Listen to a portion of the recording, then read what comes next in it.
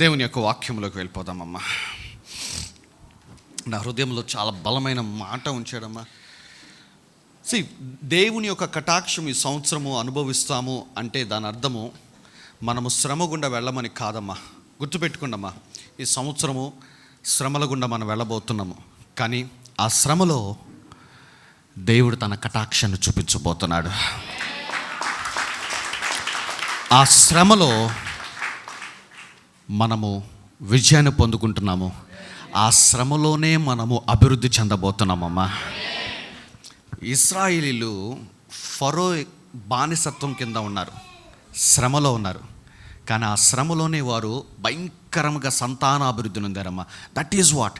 ఈ సంవత్సరము శ్రమ గుండా వెళ్తాము, కానీ గుర్తుపెట్టుకోండి, అసలు ఆశీర్వాదము అన్నీ బాగున్నప్పుడు వచ్చే ఆశీర్వాదం కన్నా ఈ సంవత్సరం ఎక్కువ ఆశీర్వాదం చూస్తామమ్మా. హల్లెలూయా, హల్లెలూయా. ఇర్మియా గ్రంథంకి వెళ్ళిపోదాం. త్వరగా చూసేసుకుందామమ్మా, త్వరగా చూసేసుకుందాము. ఇర్మియా గ్రంథం 29వ అధ్యాయం 4వ వచనం నుంచి చదువుకుందాం. ఇర్మియా గ్రంథం 29వ అధ్యాయము 4వ వచన భాగం నుంచి చదువునమ్మా. ఇజ్రాయేలు దేవుడును, నాకు వినపడట్లేదమ్మా మీ స్వరమా. ఇజ్రాయేలు దేవుడును సైన్యములకు అధిపతియగు యెహోవా తన ప్రేరేపణ చేత బబులోనుకు చెర తీసుకుని పోబడిన వారందరికీ, బబులోనుకు ఏంటంట, చెర తీసుకొని పోబడిన వారందరికీ ఇలాగు ఆజ్ఞ ఇచ్చుచున్నాడు. చూడండి, ఇక్కడ దేవుడు తన బిడ్డల గురించి మాట్లాడుతున్నారమ్మా. తన బిడ్డలంట బబులోనుకి ఎట్లా వెళ్ళారమ్మా? చెరగా వెళ్ళారు, చెర తీసుకుని వెళ్ళారు. బబులోనికి ఎట్లా వెళ్ళారు? చెరగా వెళ్ళారు, బానిసలుగా వెళ్ళారు. గెస్టులుగా వెళ్ళలా, బానిసలుగా వెళ్ళారు. Like a slaves. ఇంకా స్లేవ్స్ అన్న మాట కన్నా ఇంకా దారుణమైన మాట, బానిసలుగా ఓడిపోయిన వారుగా వాళ్ళు చెరలోనికి వెళ్ళిపోయారమ్మా. అయితే 2026 సంవత్సరం నేను చెప్తున్నానమ్మా, శ్రమ రాదని నేను చెప్పట్లేదమ్మా. శ్రమ వస్తుంది, శ్రమ గుండా వెళ్ళాల్సి వస్తుంది. అందరికని చెప్పనమ్మా, కొంతమంది శ్రమ గుండా వెళ్తారు ఈ సంవత్సరము. అయితే చాలా జాగ్రత్తగా విందాము. దేవుని కటాక్షం ఎట్లాగుంటుందో చూపిస్తాను చూడండి అమ్మా. ఇజ్రాయేలు దేవుడును సైన్యములకు అధిపతియగు యెహోవా తన ప్రేరేపణ చేత బబులోనుకు చెర తీసుకొని పోబడిన వారందరికీ ఇలాగు ఆజ్ఞ ఇచ్చుచున్నాడు. ఇండ్లు అదే చెర తీసుకొని పోయిన వారిని ఏమని చెప్తున్నాడు దేవుడు? ఇండ్లు కట్టించుకొని వాటిలో నివసించుడి. తోటలు నాటి వాటి ఫలములను అనుభవించుడి. వాటి ఫలములను ఏంటంట అనుభవించుడి. అసలు బానిసలుగా వెళ్ళారు, దాసులుగా వెళ్ళారు. వీళ్ళ పరిస్థితి ఎట్లా ఉంటే తెలుసా? ఒక సంకెళ్ళు వేయబడి ఉంటే మానవ హక్కులు ఏమీ ఉండవు. ఏ దేశం వాళ్ళైతే వీళ్ళని బానిసలుగా తీసుకున్నారో ఆ దేశం వాళ్ళు ఏమైనా కనికరిస్తే వీరికి ఆ పూట భోజనం ఉంటుంది, ఆ పూట ఆహారం ఉంటుంది.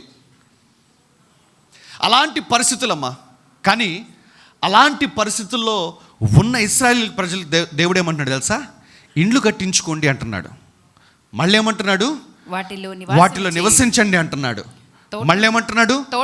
అదేంటయ్యా, మాకు ఈ దేశంలో ఎవరు ఇల్లు కట్టేస్తాం, మా దగ్గర డబ్బులు లేవుగా, మాకు ఉండటానికి ఇల్లు లేదు, తినటానికి తిండి లేదు అని బాధపడుతుంటే దేవుడు ఏమంటున్నాడు తెలుసా? ఇండ్లు కట్టించుకోండి, ఉండటానికి ఇల్లు, తోటలు నాటండి, తినటానికి తిండి. మీరు శ్రమలోనే ఉన్నారు, కానీ మీ శ్రమలో నేను తోడుగా ఉంటాను కాబట్టి మీరు ఆశీర్వదించబడతారు. కాబట్టి ఇండ్లు కట్టడం ఆరంభించండి అంటున్నాడు దేవుడు. హల్లెలూయా. టు సంబడి అమ్మా. పోయిన సంవత్సరం ఒక 5-6 చెప్పారు సొంత స్థలాలు కొనుక్కున్నాము, సొంత ఇళ్ళకి వెళ్ళామని చెప్పేసి. బట్ ఈ సంవత్సరము మీలో కొంతమందికి నేను మరలా చెప్తున్నానమ్మా, ఇండ్లు కట్టించుకోవటం ఆరంభించండి అమ్మా. మీలో కొంతమందికి మీ యొక్క జీతమే ఒక చెర. మా జీతం ఏంటి పాస్టర్ గారు, మేము ఇల్లు కట్టించుకోవటం ఏంటి పాస్టర్ గారు అని మాట్లాడతారు. ఇజ్రాయెల్ ప్రజలు కూడా అదే, మా బతికేంది, బానిసలుగా వచ్చాము, సంకెళ్ళు వేసుకొని లాక్కొని తీసుకొచ్చారు. బానిసలైన మాతోటి ఏంటయ్యా నువ్వు ఇండ్లు కట్టించుకోమంటున్నావు? ఏంటే నువ్వు తోటలు నాటమంటావు? మనకి ఈ దేశంలో స్థలాలు ఎవరిస్తారు, ఈ దేశంలో పొలాలు ఎవరిస్తారు అని చెప్పేసి ఇది అసాధ్యము అన్నట్టుగా ఇశ్రాయేలు ప్రజలు మాట్లాడారమ్మా. ఈ రాత్రికాల సమయంలో మీతో కూడా నేను మాట్లాడుతున్నానమ్మా. టు సంబడి, మీరు కూడా మీ యొక్క చిన్న ఆదాయము అన్న బబులోనులో నువ్వు ఉన్నావమ్మా. నీ ఆదాయం ప్రభువుకు తెలుసు, నీ అప్పులు ప్రభువుకు తెలుసు, నీ ఈఎంఐలు ప్రభువుకు తెలుసు. ఇవన్నీ తెలిసి కూడా ఇజ్రాయేలు చెరలో ఉన్నారని తెలిసి కూడా ఎట్లాగైతే దేవుడు ఇడ్లు కట్టించుకోమన్నాడో, ఇవన్నీ తెలిసి కూడా దేవునితో మాట్లాడుతున్నాడమ్మా. విశ్వాసంతో అడుగై ఈ సంవత్సరం నువ్వు ఖచ్చితంగా సొంత గృహంలోనికి నువ్వు అడుగు పెడతావమ్మా. హల్లెలూయా. ఇశ్రాయేలు బానిసలుగా ఉన్నారనే విషయం తెలిసి కూడా దేవుడు మాట్లాడాడు. మన ఆదాయాలు, మన ఆర్థిక పరిస్థితులు తెలిసి కూడా దేవుడు మాట్లాడుతున్నాడు. ఇండ్లు కట్టించుకోండి, తోటలు నాటండి, వాటి ఫలములను ఏంటంట అనుభవించండి. చదవండి అమ్మా. పెండిండ్లు చేసుకొని ఏంటంట పెండిండ్లు.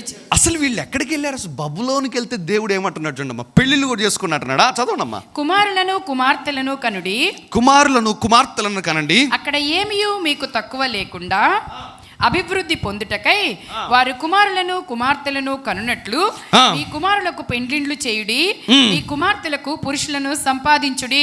చూసారా, అక్కడ మీకు ఏమీ తక్కువ లేకుండా మీరు అభివృద్ధి చూసారా. దట్ ఈస్ వాట్ అమ్మా. ఈ సంవత్సరము శ్రమ రాదని నేను చెప్పను కానమ్మా, ఒకటి మాత్రము ఖచ్చితంగా ఈ వేదిక మీద నిలబడి నేను చెప్తానమ్మా, మీకు ఈ సంవత్సరము ఏది తక్కువ కాకుండా దేవుడు చూసుకుంటాడమ్మా. దట్ ఈస్ వాట్ కటాక్షము, అదే ఫేవర్ అంటే. హల్లెలూయా. మీకు శ్రమ రాదని నేను చెప్పటం లేదమ్మా, కానీ ఒకటి మాత్రము ఈ వేదిక మీద నిలబడి, ఈ బలిపీఠం దగ్గర నిలబడి నేను మాట్లాడుతున్నానమ్మా. ఏంటో తెలుసా, మీకు ఏది ఈ సంవత్సరము తక్కువ కాకుండా మీరు అభివృద్ధి పొందుతారు ఈ సంవత్సరము. ఎలా పాస్టర్ గారు అంటే, దేవుని కటాక్షం నువ్వు పొందుకుంటున్నావు ఈ సంవత్సరము. పక్కన చెప్పండి అమ్మా, ఈ సంవత్సరము దేవుని కటాక్షము మనం పొందుకొని ఏమీ తక్కువ లేకుండా అభివృద్ధి పొందుకుంటాం మనం ఈ సంవత్సరం. హల్లెలూయా, హల్లెలూయా. ఇప్పుడు నేను మీతో చెప్తానమ్మా, ఈ సంవత్సరము దేవుని కటాక్షము మనమెల్లరము పొందుకొని ఏమీ తక్కువ లేకుండా మనం అభివృద్ధి పొందుకుంటాం ఈ సంవత్సరము. హల్లెలూయా, హల్లెలూయా. దేవుడు అంటున్నాడు, బబులోనులోనే ఉన్నారు కానీ మీరు ఇండ్లు కట్టించుకోవచ్చు, మీరు తోటలు నాటొచ్చు, మీరు పెళ్ళిళ్ళు చేసుకోవచ్చు, మీరు బిడ్డల్ని కనొచ్చు. అంటే మీ శ్రమ మీకు శ్రమగా ఉండకుండా నా కటాక్షమును మీకు అనుగ్రహిస్తా అంటున్నాడమ్మా. ఈ సంవత్సరం అమ్మ 2026 ఏది ఎట్లాగున్నా సరే అది మీకు ఎట్లాగుంటుందంటే ఒక సంతోషకరమైన, ఒక ఆనందకరమైన, ఒక దీవెనకరమైన సంవత్సరముగా దేవుడు చేస్తాడమ్మా. హల్లెలూయా, హల్లెలూయా, హల్లెలూయా. 9వ వచనం చదవండి అమ్మా. వారు నా నామమును బట్టి అబద్ధ ప్రవచనములను మీతో చెప్పుదురు, నేను వారిని పంపలేదు. ఇదే యెహోవా వాక్కు. యెహోవా ఈ ఆజ్ఞ ఇచ్చుచున్నాడు, బబులోను రాజ్యమునకు 70 సంవత్సరములు గతించిన తరువాతనే మిమ్మును గూర్చి నేను పలికిన శుభవార్త నెరవేర్చి. ఏమైందంటే కొంతమంది ప్రవక్తలు వచ్చారు, మనం బయటకు వచ్చేస్తున్నాం, మన బబులోనులో ఉన్నాం, దేవుడు సహాయం పంపిస్తున్నాడు అని చెప్పాడు కొంతమంది ప్రవక్తలు. దేవుడు వారితో ఏమన్నాడు తెలుసా, వారు అబద్ధ ప్రవక్తలు. అయితే మీరు గుర్తుపెట్టుకోండి, బబులోను రాజ్యమునకు 70 సంవత్సరములు గతించిన తర్వాతనే 70 ఏళ్ళు మీరు అక్కడే ఉంటారు. కానీ ఈ 70 ఏళ్ళు నా కటాక్షాన్ని మీరు కలిగి ఉంటారు కాబట్టి మీకు ఎట్లాగా ఉంటుందంటే శ్రమగా ఉండదు, చెరగా ఉండదు, బానిసత్వంగా ఉండదు. కానీ మీరు ఇజ్రాయెల్ దేశంలో ఎంత సౌఖ్యంగా ఉన్నారో అంత సౌఖ్యముగా మీరు ఉంటారు అని దేవుడు మాట్లాడుతున్నాడమ్మా. అంటే దేవుడు ఈ మాటలు నాతో మాట్లాడుతున్నప్పుడు అమ్మ నేను చెప్తున్నానమ్మా, 2026 సంవత్సరము మనము ఎంతో సౌఖ్యముగా, ఎంతో నెమ్మదితోటి, ఏమీ తక్కువ లేకుండా మనం అభివృద్ధి చెందుతామమ్మా. ఆమేన్. ఇది దేవుని కటాక్షం మనకు అనుగ్రహించబడితే. సో దేవుని కటాక్షం మనం పొందుకుంటున్నాము కాబట్టి ఈ సంవత్సరం మనకి ఏమీ తక్కువ కాదు, మనము అభివృద్ధి చెందుతాము. ఇప్పుడు యెషయా గ్రంథం 37వ అధ్యాయంకి వెళ్ళిపోండి అమ్మా. త్వరగా మొట్టమొదటి వచనం చదవండి అమ్మా. హిజ్కియా విని తన బట్టలు చింపుకొని గోనెపట్టా కట్టుకొని యెహోవా మందిరమునకు పోయి గృహ నిర్వాహకుడగు ఎల్యాకీమును శాస్త్రియగు షెబ్నాను యాజకులలో పెద్దలను ఆమోజు కుమారుడును ప్రవక్తయునైన యెషయా యొద్దకు పంపెను. వీరు గోనెపట్టా కట్టుకొనిన వారై అతని యొద్దకు వచ్చి అతనితో ఇట్లనిరి, హిజ్కియా సెలవిచ్చినదేమనగా, ఈ దినము శ్రమయు శిక్షయు దూషణయు గల దినము. పిల్లలు పుట్టవచ్చిరి గాని కనుటకు శక్తి చాలదు. చూసారా, ఇక్కడ హిజ్కియా కూడా ఒక శ్రమలో ఉన్నాడమ్మా. తన మీదకి అష్షూరు రాజు భయంకరమైన సైన్యముతోటి దండెత్తి వచ్చేసాడమ్మా. ఇజ్రాయెల్ దేశము చుట్టూ అష్షూరు దేశం యొక్క సైన్యము ఇదిగో పహారాగా ఉన్నదమ్మా. ఎప్పుడెప్పుడు యుద్ధము చేద్దామా అని చెప్పేసి. అయితే యుద్ధమునకు వెళ్ళక మునుపు వారికి ఒక ఆనవాయితీ, ఏ దేశం మీదకైతే యుద్ధమునకు వెళ్తారో ఆ దేశమునకు ముందుగానే వర్తమానం చెప్తారు. మీరు మాకు లొంగిపోతే యుద్ధం ఉండదు, మీరు మమ్మల్ని దాసులుగా చేసేసుకుంటాం మేము. కానీ లొంగకుండా ఉన్నారంటే మేము మీతో యుద్ధము చేస్తాము, ప్రాణహాని ఉంటుంది, ఆస్తి నష్టం ఉంటుంది, ఇవన్నీ జరుగుతాయి. ఇవన్నీ జరగకుండా ఉండాలంటే మీరు మాకు లొంగిపోండి అని చెప్పేసి అది ఒక అలవాటు ఒక దేశం మీదకి యుద్ధముకు వెళ్ళినప్పుడు. అలాగే అష్షూరు రాజు కూడా ఒక వర్తమానం పంపించాడు. నా ఎదుట ప్రపంచంలో ఇప్పటి వరకు ఏ దేశము నిలబడలేదు, నా ఎదుట ప్రపంచంలో ఇప్పటి వరకు ఏ రాజు నిలబడలేదు. ఇక మీరెంత, మీ బ్రతుకులెంత, మీరు మాకు లొంగిపోండి, మీరు నమ్ముకున్న యెహోవా మిమ్మల్ని కాపాడతాడా కాపాడడు అని చెప్పేసి నీచముగా మాట్లాడటం ఆరంభించాడమ్మా. నిజమే, అష్షూరు రాజు అనే వ్యక్తి మామూలు వ్యక్తి కాదమ్మా, భయంకరమైన వ్యక్తి. అతడు చేసిన ఏ యుద్ధాలలో అతడు ఓటమిని చూడలేదు. That is his track record. ఎప్పుడైతే అష్షూరు రాజు తన యొక్క కన్ను ఇజ్రాయెల్ దేశం మీద పడిందో, ఇదిగో ఆ విషయము తెలుసుకున్న హిజ్కియా ఏం చేశాడు తెలుసా? తన బట్టలు చింపేసుకుని మందిరానికి వెళ్ళాడు. మందిరానికి వెళ్ళి సేవకుల్ని, ప్రధాన యాజకుని పంపించాడు, శాస్త్రిని పంపించాడు, పెద్దల్ని పంపించాడు. ఎవరి దగ్గరికి పంపించాడు తెలుసా? ప్రవక్త అయిన యెషయా దగ్గరికి వెళ్ళండి అని చెప్పి. అంటే రాజమందిరంలో కూర్చున్న హిజ్కియా ఎప్పుడైతే ఆ వార్త విన్నాడో, ఇక యెహోవా మందిరానికి వెళ్ళాడమ్మా. ఎందుకు వెళ్ళాడు? ప్రార్థన చేసుకోవడానికి కాదు. మందిరంలో ఎవరుంటారు?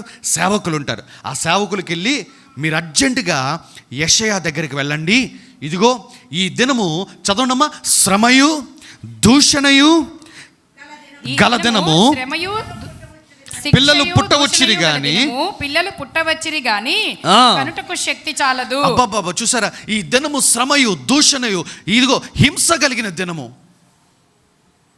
ఎట్లాగున్నదంటే పిల్లలు పుట్టవచ్చిరు కానీ కనుటకు శక్తి మాకు లేదు అంటే ఎట్లాగుందంటే, దేవుడు గర్భం తెరిచాడు, దేవుడు గర్భంలో శిశువును పెట్టాడు, కానీ కనటానికి ఏంటి శక్తి లేదు. అంటే శిశువు గర్భంలోనే ఉన్నాడు. ఇదిగో దేవుడు యుద్ధం ఇచ్చాడు, దేవుడు సైన్యం ఇచ్చాడు, దేవుడు కావాల్సిన వనరులన్నీ ఇచ్చాడు, కానీ యుద్ధము చేసే ఆ యొక్క శక్తి మాకు లేదు అని మాట్లాడుతున్నారు. కాబట్టి ఈ దినం ఏంటి? శ్రమ, దూషణ, హింసగల దినము అంట. ఈ సంవత్సరము మనలో కొంతమంది శ్రమ గుండా వెళతారమ్మా. మనలో కొంతమంది అపవాది చేత పీడించబడతాం. కానీ గుర్తుపెట్టుకోండి, హిజ్కియా యెహోవా మందిరానికి వెళ్ళాడు. నీవు నేను కూడా వెళ్ళాల్సింది ఏంటో తెలుసా? దేవుని మందిరానికే. హల్లెలూయా. చదవండి మా తర్వాత. జీవము గల దేవుని దూషించుటకై అష్షూరు రాజైన తన యజమానుని చేత పంపబడిన రబ్షాకే పలికిన మాటలు నీ దేవుడైన యెహోవా ఒకవేళ ఆలకించి నీ దేవుడైన యెహోవాకు వినబడి ఉన్న ఆ మాటలను బట్టి ఆయన అష్షూరు రాజును గద్దించునేమో. కాబట్టి నిలిచిన శేషము కొరకు నీవు హెచ్చుగా ప్రార్థన చేయుము. ఎవరిని ప్రార్థన చేయమంటున్నాడు? యెషయాని ప్రార్థన చేయమంటున్నాడు. చదవండమ్మా. రాజైన హిజ్కియా సేవకులు యెషయా యొద్దకు రాగా యెషయా వారితో ఇట్లనెను, నీ యజమానునికి ఈ మాట తెలియచేయుడి, యెహోవా సెలవిచ్చినదేమనగా, అష్షూరు రాజు సేవకులు నన్ను దూషింపగా నీవు వినిన మాటలకు భయపడవద్దు. అతనిలో ఒక ఆత్మను నేను పుట్టింతును, వదంతి విని తన దేశమునకు వెళ్ళిపోవును. చూసారా, ఎప్పుడైతే దైవజనుడైన యెషయా దగ్గరికి రాజైన హిజ్కియా సేవకులను పంపించాడో, నువ్వు హెచ్చుగా ప్రార్థన చేయి, ఇదిగో పలానా వ్యక్తి పలికిన మాటల్ని దేవుడైన యెహోవా విని ఇదిగో మన పక్షముగా కార్యము చేస్తాడేమో అనగానే వెంటనే యెషయా చెప్పిన మాట ఏంటి తెలుసా? భయపడద్దు, అతనిలో ఒక ఆత్మ నేను పుట్టిస్తాను, వాడు వెనక్కి వెళ్ళిపోతాడు అనగానే ఇంకా హిజ్కియా ఏం చేశాడు తెలుసా? ఇంక ఇంటికి వెళ్ళిపోయాడు. అబ్బా, సేవకుడు ప్రార్థన చేశాడు, ఇదిగో దేవుడు మాట్లాడాడు, వాడు వెనక్కి వెళ్ళిపోతాడంట అని ఇంటికి వెళ్ళిపోయాడు. కానీ ఇంటికి వెళ్ళిన ఎంతోసేపు పట్టలేదమ్మా, ఆ అష్షూరు రాజు మరి భీకరముగా మాట్లాడటం ఆరంభించాడమ్మా. తిరిగి 8వ వచనంలో ఏమంటున్నాడు తెలుసా? అష్షూరు రాజు, నేను చదువుతానమ్మా, లాకీషు పట్టణమును విడిచి లిబ్నా మీద యుద్ధము చేయుచుండగా రబ్షాకే పోయి అతన్ని కలుసుకొనెను. ఇదిగో అప్పుడు 10వ వచనం చదవండమ్మా. యూదారాజుకు హిజ్కియాతో ఇలాగు చెప్పుడి, నేను చదువుతాను చూడండి అమ్మా. యూదారాజుకు హిజ్కియాతో ఇలాగు చెప్పుడి, యెరూషలేము అష్షూరు రాజు చేతికి అప్పగింపబడదని చెప్పి నీవు నమ్ముకొని ఉన్న నీ దేవుని చేత మోసపోకో. అష్షూరు రాజులు సకల దేశములను బొత్తిగా నశింపజేసిన సంగతి నీకు వినబడినది కదా, నీవు మాత్రము తప్పించుకుందువా? నా పితరులు నిర్మూలము చేసిన గోజాను వారు గాని హారాను వారు గాని రెజెపూలు గాని తెలాసారు నుండి ఎదోనీలు గాని తమ దేవతల సహాయము వలన తప్పించుకునిరా అని మాట్లాడటం ఆరంభించాడమ్మా. ఇంకా చాలా మాటలు మాట్లాడాడమ్మా. మరలా హిజ్కియా ఆ మాటలు విని ఈసారి మరలా దేవుని మందిరానికి వెళ్ళాడమ్మా. చూద్దాం చూడమ్మా, 14వ వచనము. హిజ్కియా దూతల చేతిలో నుండి ఆ ఉత్తరము తీసుకొని చదివి యెహోవా మందిరములోనికి మరలా వెళ్ళాడమ్మా. పోయి యెహోవా సన్నిధిని దాన్ని విప్పి పరచి యెహోవా సన్నిధిని ఇట్లని ప్రార్థన చేసెను. ఇప్పుడు ప్రార్థన చేయటం ఆరంభించాడమ్మా. మొదట తను ప్రార్థన చేయలా, మందిరానికి వెళ్ళాడు. మందిరానికి వెళ్ళి సేవకుడికి చెప్పుకున్నాడు కష్టాన్ని. సేవకుడా, నువ్వు ప్రార్థన చేయన్నాడు. సేవకుడు ప్రార్థన చేసి భయపడద్దు, అతనిలో ఒక ఆత్మను పుట్టిస్తాడంట దేవుడు, వాడు వచ్చిన దారిని మళ్ళీ వెనక్కి వెళ్ళిపోతాడంటే వందనాలన్నా అని కానుక వేసేసుకున్నాడు, ఇంటికి వెళ్ళాడు. కానీ ఆ శ్రమ తీవ్రమైపోయింది. అప్పుడు మరలా యెహోవా మందిరానికి వెళ్ళాడు. ఈసారి యాజకుల దగ్గరికి వెళ్ళలేదు, ఈసారి శాస్త్రుల దగ్గరికి వెళ్ళలేదు. ఏ శత్రువు రాజైతే తన యొద్దకు ఒక పత్రికను పంపించాడో ఆ పత్రికను ఇలా బలిపీఠం మీద పెట్టి ఇట్లని ప్రార్థన చేయటం ఆరంభించాడమ్మా. సంగమా, ఈ సంవత్సరం నేను చెప్తున్నానమ్మా, 2026 సంవత్సరంలో నీవు ప్రార్థన చేయటము ఆరంభించాల్సిందనమ్మా. నా ప్రార్థన మీద ఆధారపడటము, లేదంటే పురుషులకు చెప్తున్నామా, మీ భార్యలు చేస్తున్న ప్రార్థనల మీద ఆధారపడటము, లేదంటే భార్యలకు చెప్తున్నానమ్మా, స్త్రీలకు చెప్తున్నా, మీ భర్తలు చేసే ప్రార్థన మీద ఆధారపడటము, ఇటువంటివి ఈ సంవత్సరము చల్లవమ్మా. ఎందుకంటే ప్రవక్త అయిన యెషయా ప్రార్థన చేసినా కూడా అష్షూరు రాజు వెనక్కి వెళ్ళలా. ఎందుకంటే దేవుడికి ఎవరు ప్రార్థన చేయటం కావాలో తెలుసా? నువ్వు నేను ప్రార్థన చేయటమే కావాలి. నీ కోసం నా కోసము ఇంకొకళ్ళు ఈ సంవత్సరము ప్రార్థన చేస్తే అది చల్లదు. మరలా చెప్తున్నానమ్మా. బ్రదర్, నాకు ప్రార్థన రాదు బ్రదర్ అంటే ఏం చేస్తున్నాం మరి? ప్రార్థన రాకుండా టీవీ ఆన్ చేయటం వచ్చు, యూట్యూబ్లో చూసి వంటలు చేయటం వచ్చు, రకరకాలన్నీ వచ్చు, కానీ ప్రార్థన చేయటం రాదు. ఇలా ప్రార్థన చేయటం నాకు రాదు బ్రదర్ అని నువ్వు చెప్పి ఇన్ని సంవత్సరాలు ప్రార్థన చేయకుండా ఉన్నావమ్మా. కానీ గుర్తుపెట్టుకో, ఈ సంవత్సరము శ్రమ వస్తుంది, నేను చెప్తున్నాను. కానీ ఈ శ్రమలో నువ్వు నీ కుటుంబం నిలబడాలంటే నా ప్రార్థన నీ కుటుంబ సభ్యుల ప్రార్థన కాదమ్మా, నువ్వు ప్రార్థన చేయటం ఆరంభించాల్సిందే. కమాన్ కమాన్ కమాన్. హల్లెలూయా హల్లెలూయా. ఈ సంవత్సరము నువ్వు మోకరించి ప్రార్థన చేయకపోతే కానీ దేవుడు సెలవిచ్చిన వాగ్దానము, ఇయర్ ఆఫ్ విక్టరీ, విజయము అన్న మాట నువ్వు పొందుకోలేవమ్మా. వెరీ క్లియర్గా నేను చెప్తున్నానమ్మా, నువ్వు పొందుకోలేవు. నువ్వు విజయాన్ని చూడాలన్నా, నువ్వు నీ శ్రమలోంచి బయటికి రావాలన్నా, నువ్వు అపవాది చేస్తున్న ఆ గలిబిలిని నువ్వు జయించుకొని నువ్వు విడుదల పొందుకొని నీ కుటుంబము నువ్వు ఆశీర్వదించబడాలంటే ఈ సంవత్సరము ఒకటే ఒకటి ఉపాయం ఉందమ్మా, అది నీవు ప్రార్థన చేస్తేనే కానీ. దేవుడు మన సంఘంలో ఉన్న ప్రతి బిడ్డతో మాట్లాడుతున్నాడమ్మా. మునుపు చేసిన ప్రార్థనల కంటే మరి అధికమైన ప్రార్థనలు చేయాలి. ఎందుకంటే క్రొత్త సంవత్సరము క్రొత్త సవాళ్లతోటి, క్రొత్త పోరాటాలతోటి మన జీవితాల్లోనికి అడుగు పెడుతుందమ్మా. క్రొత్త సంవత్సరము క్రొత్త పోరాటాలు వస్తున్నాయి. క్రొత్త సంవత్సరము క్రొత్త సవాళ్లతో వస్తుందమ్మా. మరి అదేమిటో నాకు తెలియదు, కానీ ప్రభు చెప్పాడు, శ్రమ వస్తుంది, దూషణ వస్తుంది, హింస వస్తుంది. కానీ ఎవరైతే ప్రార్థన చేయవారుగా ఉంటారో, ఎవరైతే మందిరములో ఉంటారో, వారికి ఖచ్చితముగా ఈ సంవత్సరము నా బాహువు చూపించి ప్రతి శ్రమలో నుంచి నేను బయటికి తీసుకుని వస్తా అన్నాడు దేవుడు. ఈ సంవత్సరము నీ జీవితంలో అద్భుతము జరగాలంటే నువ్వు ప్రార్థించేవాడై ఉండాల్సింది, అంతే.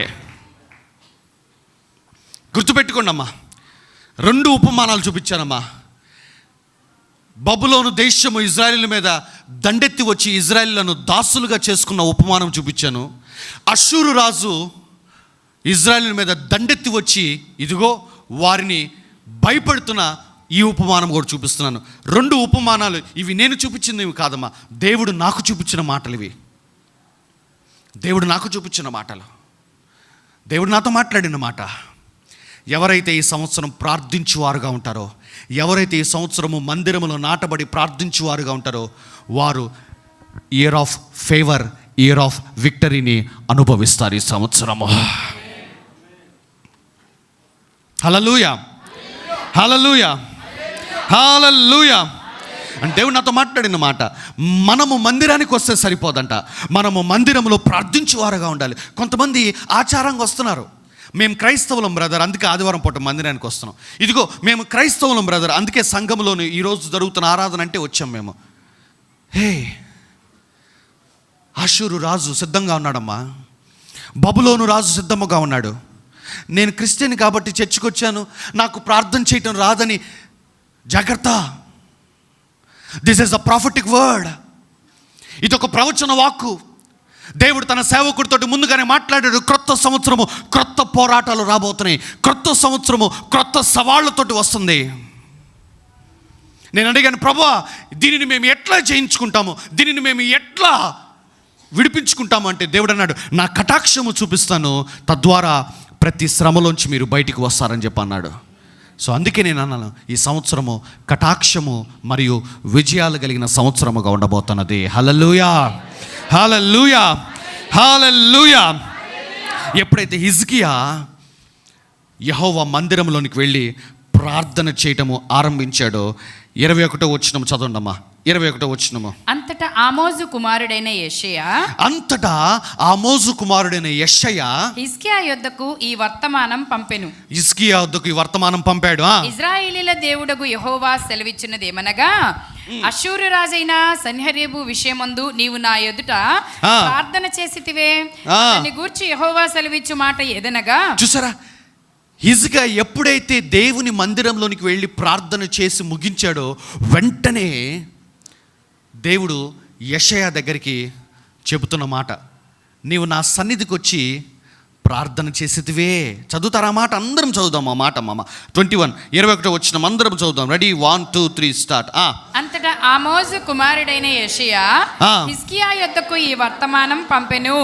ఇశ్రాయేలీయుల దేవుడగు యెహోవా సెలవిచ్చినదేమనగా, అష్షూరు రాజైన సన్హెరీబు విషయమందు నీవు నా ఎదుట ప్రార్థన చేసితివే, నీవు నా ఎదుట ప్రార్థన చేసితివే, అతని గూర్చి యెహోవా సెలవిచ్చిన మాట. చూసారా, ఎప్పుడైతే నువ్వు ప్రార్థన చేస్తావో అప్పుడు మరలా దేవుడు మాట్లాడటం ఆరంభిస్తాడమ్మా. చూసారా, యెషయా ప్రార్థన చేశాడమ్మా, దేవుడు మాట్లాడాడు, భయపడద్దు, అతనిలో ఒక ఆత్మను పుట్టిస్తాను, మీరు విడుదల పొందుకుంటారు అని ప్రభు చెప్పాడు. కానీ శ్రమ పోలా. శ్రమ ఎప్పుడు పోయిందో తెలుసా? హిజ్కియా మరలా మందిరానికి వెళ్ళి తను మోకరించి, అయ్యా ఈసారి నేనే ప్రార్థన చేస్తున్నాను, నన్ను కాపాడు, నా దేశాన్ని కాపాడు అని ఎప్పుడైతే చేతులెత్తి దేవుని మందిరంలో ప్రార్థించడం ఆరంభించాడో, మరలా ప్రభు చూచి మరలా యెషయా దగ్గరికి తన వర్తమానం పంపాడమ్మా. 33వ వచనం చదవండమ్మా, 33వ వచనము. కాబట్టి అష్షూరు రాజును గూర్చి యెహోవా సెలవిచ్చినదేమనగా, అతడు ఈ పట్టణంలోనికి రాడు. అతడి పట్టణంలోనికి రాడు. దాని మీద ఒక బాణమైనా ప్రయోగింపడు. దాని మీద ఒక బాణమైనను ప్రయోగింపడు.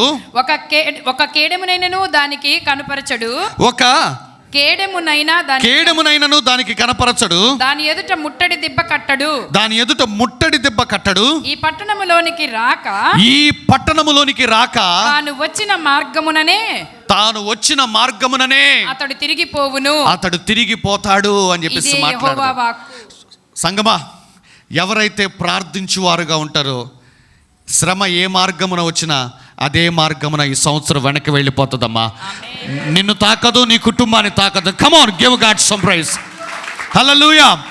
This is what God is speaking అమ్మా. నువ్వు ప్రార్థన చేస్తే చాలమ్మా, నువ్వు ప్రార్థించువాడుగా ఉంటే చాలమ్మా. శ్రమ నిన్ను తాకకుండా చూసుకుంటాడు. అపవాది నీ ఇంట్లో అడుగు పెట్టకుండా చూసుకుంటాడు. అపవాది నీ జీవితంలో అడుగు పెట్టకుండా చూసుకుంటాడమ్మా. పాస్టర్ గారు, కేవలము విజయమేనా అంటే దేవుడు నాతో మాట్లాడిన మాట ఏంటి తెలుసా? ఆ శ్రమలోనే అభివృద్ధి చెందుతామని చెప్పేసి మాట్లాడాడమ్మా. That is what. అసలు అది మిస్ కాకూడదు మనము. చూడండి అమ్మా, 30 వచనం చదువుదామమ్మా. చదవండమ్మా 30 వచనం. మరియు యెషయా చెప్పినదేమనగా హిజ్కియా నీకిదే సూచనయగును. హిజ్కియా, అందరు చదవాలమ్మా మాట. నీకిదే సూచనగును. ఈ సంవత్సరమందు దాని అంతటా అదే పండు ధాన్యమును. అదేంటి అమ్మా, దానంతటా అదే పండే ధాన్యం ఏంటి అంటే ఏమైందంటే, ఈ అష్షూరు రాజు ముట్టడి వేయటం వలన ఎవడు పొలాల్లోనికి వెళ్ళి విత్తనాలు ఎరువులు వేయలా. అందరి ఇళ్లలోనే భయంగా బ్రతికారు ఆ సంవత్సరం అంతా. అమ్మో అనుకుంటూ. దేవుడు కేవలం విజయాన్ని ఇస్తాననే చెప్పలా. ఏమన్నాడు తెలుసా? దానంతట అదే. అంటే మీరు గృహాల్లో ఉన్నారు, కానీ మీ పక్షముగా నేను మీ ఆర్థిక వనరులను దర్శిస్తాను, వాటంతట అవే అభివృద్ధిని తీసుకుని వస్తాయి అంటున్నాడు మీ దగ్గరికి. హల్లెలూయా. అర్థమవుతుందా మీకు ఆ మాట? దానంతట అదే పండు ధాన్యము. రెండవ సంవత్సరమందు దాని నుండి కలుగు ధాన్యమును మీరు భుజింతురు. మూడవ సంవత్సరమున మీరు విత్తనము విత్తి చేలు కోయుదురు. చూసారమ్మా, అంటే నేను నమ్ముతున్నానమ్మా, ఇన్ని సంవత్సరాలు మీరు పనిచేసిందమ్మా. ఆ పనిచేసిన దానికి ఆల్రెడీ జీతం వచ్చేసింది, ఆల్రెడీ మీకు రావాల్సిన బెనిఫిట్స్ అన్నీ వచ్చేసినాయి. కానీ ఏదో చేయబోతున్నాడమ్మా దేవుడు. మరలా అవి రెట్టింపు ఆశీర్వాదంతో ఈ సంవత్సరం మీద ఎద్దకు రాబోతుందమ్మా. ఏదో చేయబోతున్నాడు దేవుడు, ఏదో చేయబోతున్నాడు. ఎవరో వస్తారు, బ్రదర్ ఇది మీ డబ్బులే అంటారు. బ్రదర్ ఇవి మీవే.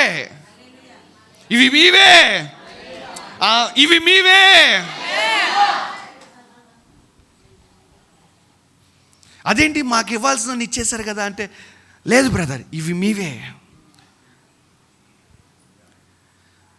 వాళ్ళకి అర్థం కాలే ఇజ్రాయేల్ ప్రజలకి.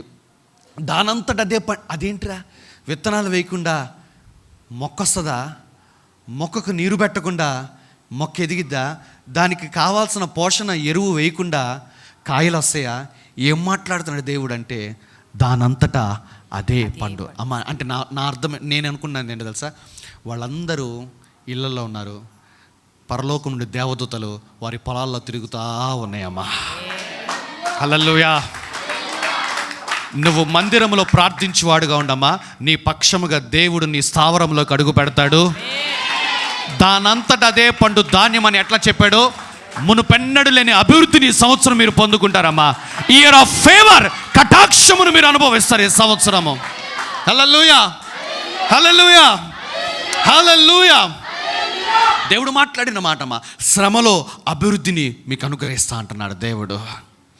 అందరు చెప్పండి అమ్మా, శ్రమలో మనం అభివృద్ధి చెందుతామని చెప్పండి అమ్మా.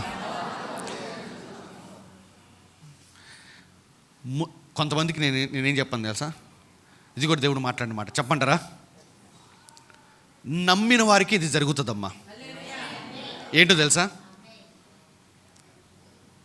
గడిచిన సంవత్సరాలలో ఎంత సంపాదించారో తెలియదుగమ్మా, దానికి మించింది అధికముగా ఈ సంవత్సరం కొంతమందికి దేవుడు అనుగ్రహిస్తా అన్నాడు దేవుడు. హల్లెలూయా, హల్లెలూయా. అందుకే ఇన్ని సంవత్సరాల్లో మీరు ఎంత సంపాదించారో, ఎంత ఆదాయం వచ్చిందో మాకు తెలియదు బట్ ఏదో చేస్తాడమ్మా దేవుడు. ఏం చేస్తాడో తెలియదు కానీ చేస్తాడని మాత్రం నాకు తెలుసమ్మా. అది చేసినప్పుడు మునుపు సంపాదించిన దానికంటే, మునుపు సంవత్సరాల్లో నీకు వచ్చేదానికంటే అధికముగా ఈ సంవత్సరం అనుగ్రహిస్తాడమ్మా. ఎందుకంటే ఈ సంవత్సరము నువ్వు మందిరంలో ప్రార్థించేవాడుగా ఉంటున్నావు. ఈ సంవత్సరము దేవుని కటాక్షము, దేవుని దయను నువ్వు అనుభవిస్తున్నావు ఈ సంవత్సరము. హల్లెలూయా, హల్లెలూయా, హల్లెలూయా. దేవుడు మాట్లాడిన మాటలు ఇప్పుడు ఒక్కొక్క మాటగా చెప్పేస్తానమ్మా, త్వరగా చక్కగా నెక్స్ట్ వచ్చే ఆదివారం నుంచి ఇంకా వివరంగా నేను మాట్లాడతానమ్మా. లెట్ us గో క్విక్ అమ్మా. ఈ సంవత్సరము దేవుడు చాలా జాగ్రత్తగా ఉండమ్మా. పనులకు వెళ్ళే వారిని, ఉద్యోగాలకు వెళ్ళిన వారిని ఈ సంవత్సరం ప్రత్యేకంగా దేవుడు దర్శిస్తున్నాడమ్మా. ఈ సంవత్సరం పనులకు వెళ్తున్న వారిని, ఉద్యోగాలకు వెళ్తున్న వారిని చాలా జాగ్రత్తగా ఉన్నాడమ్మా.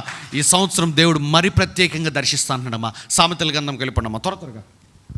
సామెతల గ్రంథము 16వ అధ్యాయము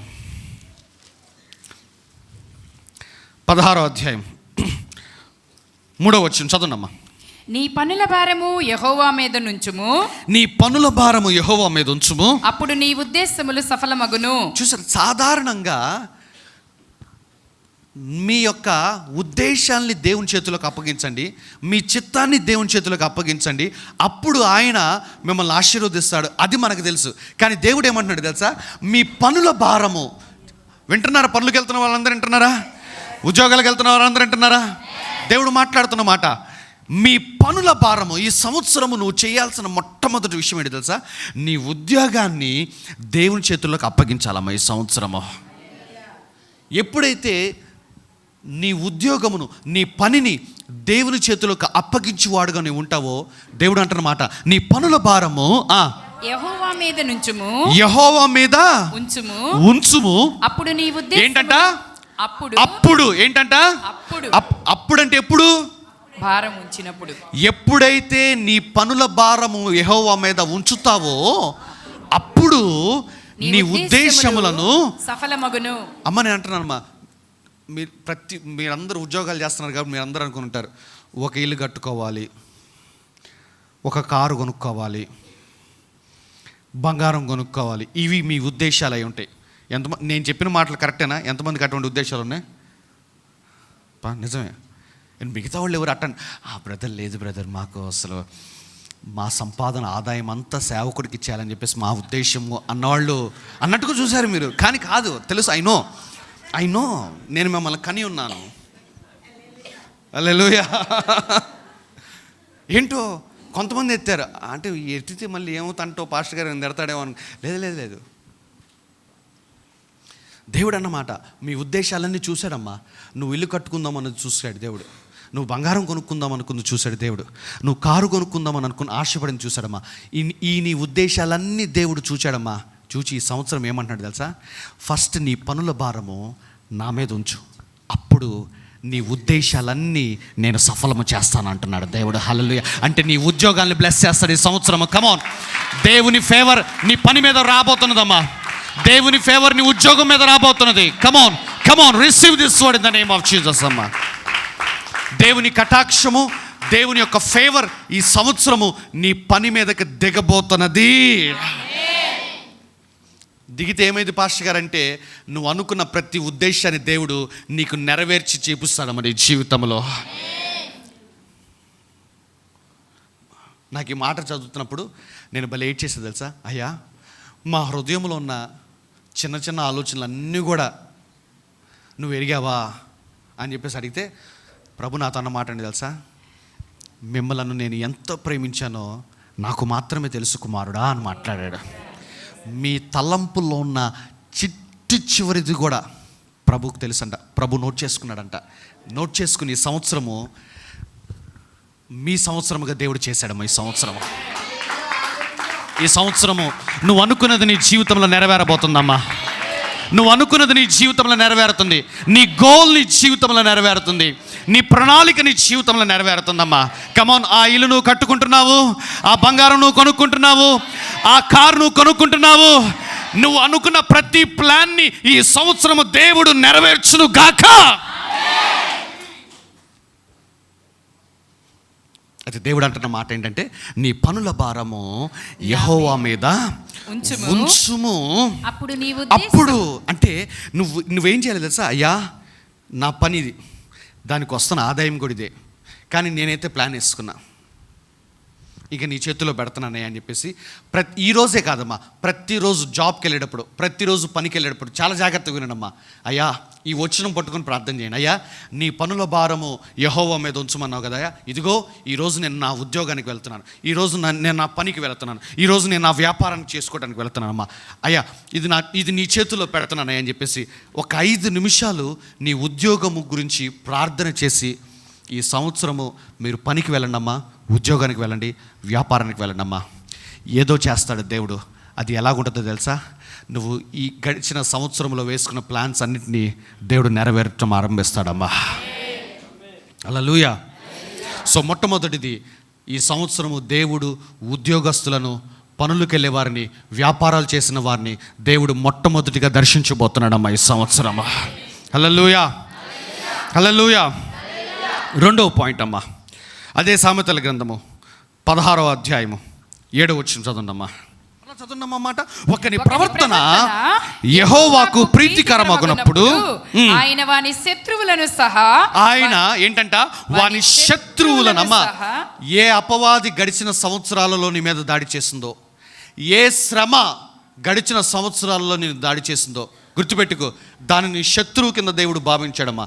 ఏమంటాడంటే ఆయన వాని శత్రువులను వానికి మిత్రులుగా చేయును. అంటే ఏంటి చేస్తాడు తెలుసా? నీకు, నీ మీదకి, నీ కుటుంబం మీదకి దండెత్తి వచ్చిన ఆ శ్రమని, ఇదిగో ఇంకా అది శ్రమగా లేకుండా దేవుడు దాన్ని తొలగించి వేస్తాడమ్మా. దానినే ఇంకొక మాటలో చెప్పాడు, నీ శత్రువులను నీ మిత్రులు. అంటే ఏంటంటే నీకు పీస్, నీకు సమాధానం ఇస్తానంటున్నాడు దేవుడు, నీకు నెమ్మదిని ఇస్తానంటున్నాడు దేవుడమ్మా. గడిచిన సంవత్సరాల్లో నువ్వు చేసిన ప్రార్థనలు ఈ సంవత్సరము నెరవేర్పులోనికి రాబోతున్నాయమ్మా. ఆ పోరాటాల నుంచి మనం బయటకు వస్తున్నాము, ఆ శ్రమల్లోంచి మనం బయటకు వస్తున్నాము, ఆ ఇబ్బందుల్లోంచి మనం బయటకు వచ్చేస్తున్నాము ఈ సంవత్సరము. హల్లెలూయా. ఏ శ్రమల్లో, ఏ పోరాటాల్లో పోరాడబడుతూ, పీడించబడుతూ ఈ రాత్రి ఇక్కడికి వచ్చారు నాకు తెలియదమ్మా. కానీ ఈ రాత్రి దేవుడు తన ప్రవచనముగా 2వ మాట మీతో అంటున్నాడమ్మా, ఈ సంవత్సరము సమాధానమును అనుగ్రహిస్తా అంటున్నాడు దేవుడు, నెమ్మదిని అనుగ్రహిస్తా అంటున్నాడు దేవుడు.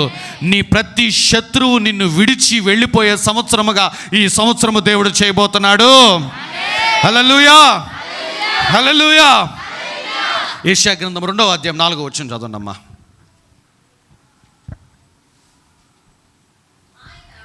ఆయన మధ్యవర్తి అయి అన్యజనులకు న్యాయము తీర్చును, అనేక జనములకు తీర్పు తీర్చును. వారు తమ ఖడ్గములను నాగటి నక్కులుగాను తమ ఈటలను మచ్చుకత్తులుగాను సాగగొట్టుదురు. జనము మీదకి జనము ఖడ్గము ఎత్తక ఉండును. యుద్ధము చేయ నేర్చుకొనుట ఇక మానివేయును. చూసారా దేవుడు ఏమన్నాడు? ఈ వచనమంతా చూడమ్మా, చాలా జాగ్రత్తగా ఉందమ్మా. ఖడ్గములంట నాగటి నక్కులుగా మార్చబడతాయంట, ఈటలంట మచ్చుకత్తులుగా మార్చబడతాయంట. జనము మీదకి జనము ఖడ్గమెత్తరంట. ఇదిగో యుద్ధము చేయటం అనేది ఇక మానివేస్తారని మాట్లాడుతున్నాడమ్మా. అని దేవుడు నాతో మాట్లాడిన మాటమ్మా. ఈ సంవత్సరము సంఘములో ఉన్న అనేక మంది మీ శ్రమలలో నుంచి మీరు విడిపించబడతారమ్మా ఈ సంవత్సరము. ఇంకా ఆ శ్రమ నిన్ను మరలా బాధించదు, ఆ కన్నీరు ఇంకా మరలా నీ కంట వెంబడి రాదమ్మా. అందుకే ఇంతాక ప్రవచనాత్మకంగా ఆరాధన చేయించాను. కళ్ళల్లో కన్నీరు తుడిచావు, గుండె బరువును దింపావు అని చెప్పేసి. దిస్ ఈజ్ వాట్ ఈ సంవత్సరం అదే జరగబోతుందమ్మా. గడిచిన సంవత్సరాలు ఏదైతే నీకు మేలుగా ఉన్నదో, ముళ్ళుగా ఉన్నదో, గాయము చేస్తూ ఉన్నదో, నీ కనులు వెంబడి కన్నీరు కారేదట్టుగా చేసిందో, ఈ సంవత్సరము దాన్ని దేవుడు తొలగించి వేసేస్తున్నాడమ్మా. ఫేవర్. ఆయన మధ్యవర్తి అయి నీకు ఆ శ్రమకు మధ్యవర్తిగా దేవుడు ఈ సంవత్సరం ఉంటా అంటున్నాడమ్మా. ఉండి యుద్ధమును మాన్పివేస్తా అంటున్నాడమ్మా. యుద్ధమును మాన్పివేస్తా అంటున్నాడు, పోరాటము మాన్పివేస్తా అంటున్నాడు. సో 2వ మాట, 2026 సంవత్సరంలో దేవుడు చేయబోతున్న 2వ మాట, సమాధానము నెమ్మదిని అనుగ్రహించబోతున్నాడు దేవుడు సంఘంలో ఉన్న బిడ్డలకు. Hallelujah. Come on, give God some praise. ఇంకా గట్టిగా.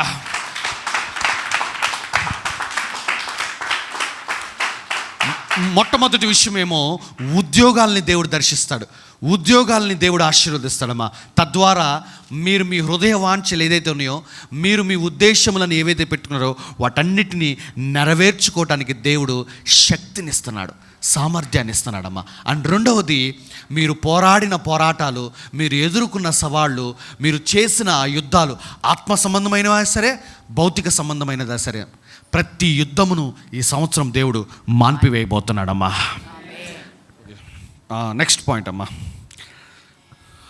యెషయా గ్రంథము 2వ అధ్యాయము 2వ వచనం చదవండి అమ్మా.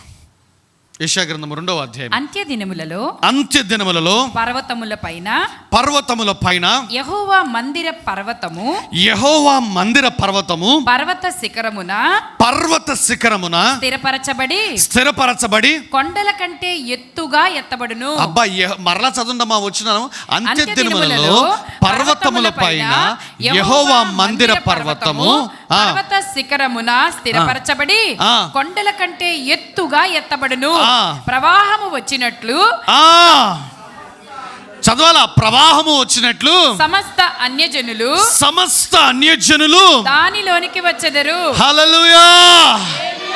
దేవుడు మాట్లాడిన మూడో మాట, కుమారుడా నేను నీ పరిచర్యను, నీ సంఘాన్ని దర్శిస్తానన్నాడు దేవుడు. హల్లెలూయా. దేవుడు మన సంఘాన్ని దేని కొరకు ఏర్పరచుకున్నాడు తెలుసా?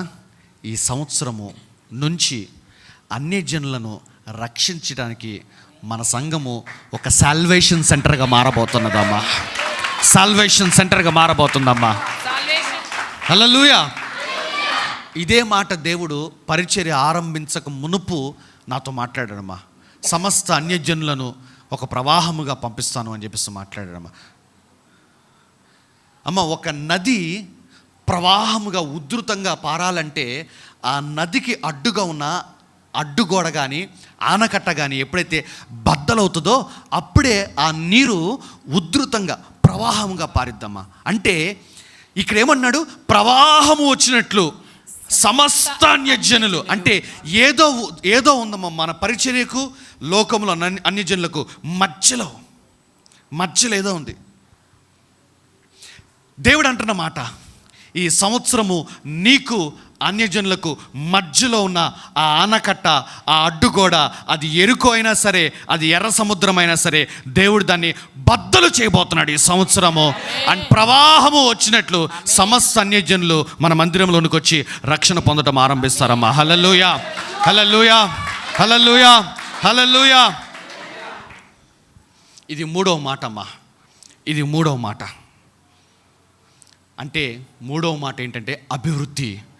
మొట్టమొదటి మాట ఉద్యోగములను ఆశీర్వదిస్తాడు. సో మొట్టమొదటి మాట ఆశీర్వాదము, రెండవది సమాధానము, మూడవది అభివృద్ధి, నాలుగవది ఇర్మియా గ్రంథంకి వెళ్దామమ్మా. ఇర్మియా గ్రంథం మొట్టమొదటి అధ్యాయంకి వెళ్ళిపోండి అమ్మా. 4వ వచనం చదవండమ్మా. యెహోవా వాక్కు నాకు ప్రత్యక్షమై ఇలాగు సెలవిచ్చెను. గర్భములో నేను నిన్ను రూపింపక మునుపే నిన్ను ఎరిగి తిని నీవు గర్భము నుండి గర్భములో నుండి బయలుపడక మునుపే నేను నిన్ను ప్రతిష్ఠించి తిని జనములకు ప్రవక్తగా నిన్ను నియమించి తిని. అండ్ దేవుడు మాట్లాడిన ఇదెన్నో మాటమ్మా? 4వ మాట. దేవుడు ఈ సంవత్సరము మన సంఘములో నుంచి ప్రవక్తలను లేవనెత్తే సంవత్సరముగా దేవుడు చేశాడమ్మా. ప్రతి యవనస్తుడికి, యవనస్తురాలకి, ప్రతి పెద్దలకి, చిన్నలకి నేను చెప్తున్నానమ్మా, ఈ సంవత్సరము దేవుని నేత్రములు నీ పైన రాబోతున్నాయమ్మా. దేవుడు నిన్ను ఎన్నుకోబోతున్నాడమ్మా ఈ సంవత్సరము. దేవుడు నాతో మాట్లాడిన మాట, this year I will pick up Jeremiahs in your church. దేవుడు నాతో మాట్లాడిన మాట తెలుగులో చెప్తున్నానమ్మా. ఈ సంవత్సరము మీ సంఘములో నుంచి ఇర్మియాలను నేను లేవనెత్తుతాను అన్నాడు దేవుడు. ఇర్మియాలను నేను పికప్ చేస్తానన్నాడు దేవుడు. హల్లెలూయా. పక్కన వాళ్ళు చూసి చెప్పమ్మా, ఈ సంవత్సరము దేవుడు నిన్ను చూడబోతున్నాను చెప్పండి పక్కన వాళ్ళకి. ఇర్మియాతో అన్న మాట దేవుడు, ఆ మాట ఏంటో తెలుసా ఆ మాట? చదవండమ్మా. గర్భములో నేను నిన్ను రూపింపక మునుపే నిన్నెరిగి తిని. అసలు చూడండి, ఇర్మియా అనే దేవుడు చూడండి, ఇర్మియా అనే దేవుడు ఎక్కడ సిద్ధం చేస్తున్నాడంటే గర్భంలో అతడు ఒక రూపము రాక మునుపు ఏం చేస్తాడంటే దేవుడు ఎరిగాడంట. ఆ తర్వాత ఏమంటున్నాడు? నీవు గర్భము నుండి బయలుపడక మునుపే, నీవు గర్భములో నుండి బయలుపడక మునుపే నేను నిన్ను ప్రతిష్ఠించి తిని. అసలు ప్రతిష్ఠ చేయటం అంటే ఏంటి తెలుసమ్మా? సున్నతి చేయటం. దేవుడు ఏమన్నాడు తెలుసా? నువ్వు గర్భంలో నుండి బయలుపడక మునుపే నీకు సున్నతి చేస్తానన్నాడు. నేను అనుకుంటానమ్మా, ఇర్మియా ఎప్పుడైతే ఈ లోకములోనికి వచ్చాడో, తల్లి గర్భంలో నుంచి సున్నతి చేయబడిన వ్యక్తిగా వచ్చాడు. అందరు నిర్ఘాంతపోయి ఉంటారు. ఇదేంటి ప్రతిష్ఠ ఎప్పుడు చేస్తారు తెలుసా? 8వ రోజున, ఐ థింక్ సో, 8వ రోజున దేవాలయంలోకి వెళ్ళినప్పుడు ఇదిగో ఆ యొక్క పురుషుని యొక్క గోప్యాంగ చర్మమును కట్ చేస్తారు. కట్ చేసి దానిని ప్రతిష్ఠ చేయడం అంటారు. దేవుడు ఏమన్నాడు తెలుసా? నేను నిన్ను అందరిలాగా ఈ లోకములోనికి వచ్చిన తర్వాత ప్రతిష్ఠ చేయను. నిన్ను ఎక్కడ ప్రతిష్ఠ చేస్తాను తెలుసా? గర్భంలోనే. అంటే గర్భంలోనే నేను చేస్తా సున్నతి, వేరే వాళ్ళు కాదు చేయటం అన్నాడు దేవుడు ఇర్మియాతోటి. ఇర్మియాకి అర్థం, ఇర్మియాకి కానీ, ఇర్మియా తల్లికి కానీ, ఇర్మియా తండ్రికి కానీ, ఇర్మియాకి తోడబుట్టిన వాళ్ళందరికీ అర్థం కాల. మా అందరము దేవాలయంకి వెళ్ళిన తర్వాత మాకు సున్నతి చేయబడింది, దేవాలయంకి వెళ్ళిన తర్వాత మా తల మీద తైలము పోయబడింది. మా తమ్ముడు ఏంటో డిఫరెంట్గా పుట్టాడండి. ఏంటి ఆ డిఫరెంట్ అంటే, వాడు పుట్టడంతో సున్నతి చేయబడినాడుగా పుట్టాడు. 8వ రోజు అయింది. అప్పటి ప్రధాన యాజకుడు పిలిచుంటాడు, ఏంటమ్మా బిడ్డను తీసుకుని రాలేదంటే, బ్రదర్ ఆల్రెడీ జరిగింది బ్రదర్.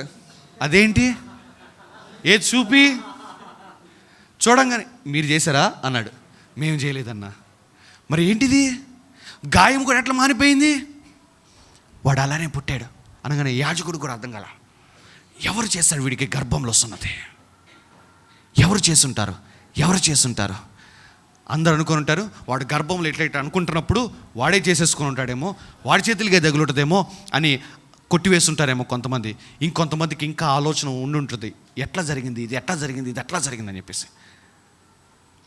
నన్ను అడిగితే నేను చెప్తాను, వాడికి గర్భంలో సున్నతి చేసింది ఎవరంటే దేవుడు చేశాడమ్మా. హల్లెలూయా, హల్లెలూయా, హల్లెలూయా. దేవుడు నాతో మాట్లాడినమాట. He came. ఇర్మియా బయటకు వచ్చినప్పుడు కుమారుడా సున్నతి చేయబడిన వ్యక్తిగా, సున్నతి చేయబడిన బాలుడిగా బయటకు వచ్చాడు. అంటే ఇర్మియాకి సాధారణంగా మనుషుల చేత చేయబడాల్సిన ఆ ప్రతిష్ఠ చేయటం అయితేనేమి, ఆ నియమించటం అయితేనేమి, ఆ ఎరగటం అయితేనేమి, ఇవేవైతే మనుషుల చేత చేయబడ్డాయో అవన్నీ ఇర్మియాకి ఎప్పుడు జరిగిపోయినాయి? గర్భములోనే జరిగింది. అని దేవుడు నాతో మాట్లాడిన మాట తెలుసా? చాలా జాగ్రత్తగా వినండమ్మా. ఆ గర్భం ఏంటో తెలుసా? దేవుని మందిరమే. ఈ దేవుని మందిరంలో దేవుని నిన్ను ఎరుగుతానంటున్నాడు. ఈ దేవుని మందిరంలో నీకు సున్నతి చేస్తా అంటున్నాడు. ఈ దేవుని మందిరంలోనే నీ మీద తైలము పోసి నిన్ను ప్రతిష్ఠ చేసుకుంటా అంటున్నాడు. Come on, give God some praise. Hey, hallelujah, hallelujah, hallelujah.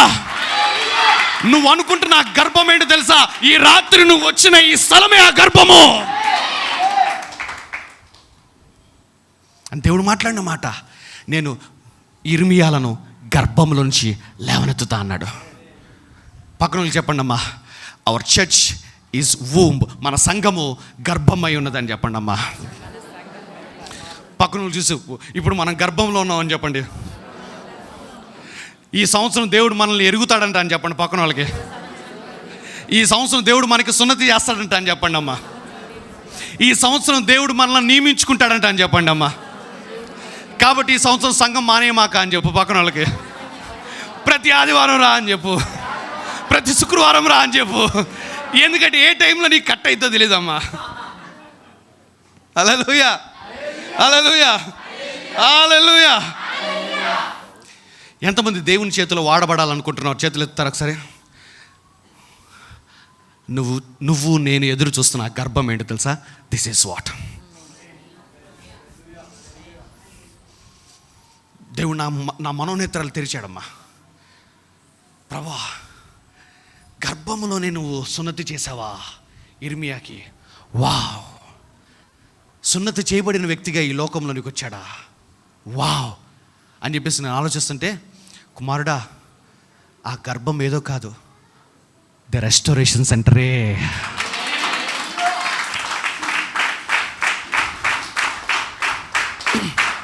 నేను ఎవరినైతే ప్రవక్తలుగా చేద్దాం అనుకుంటున్నానో ఆ ఇర్మియాలు నీ మందిరంలో ఉన్నవారే అన్నాడు దేవుడు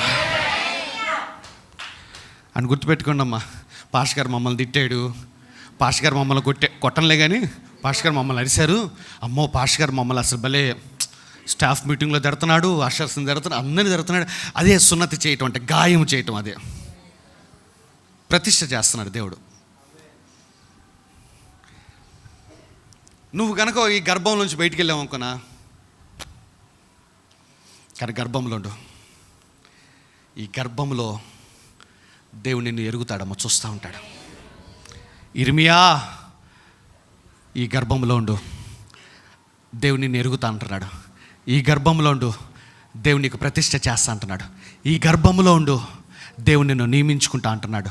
నువ్వు ఈ గర్భంలో ఉంటేనే నిన్ను నా చేతుల్లో వాడుకునే పాత్రగా నేను చేస్తాను అంటున్నాడు దేవుడు.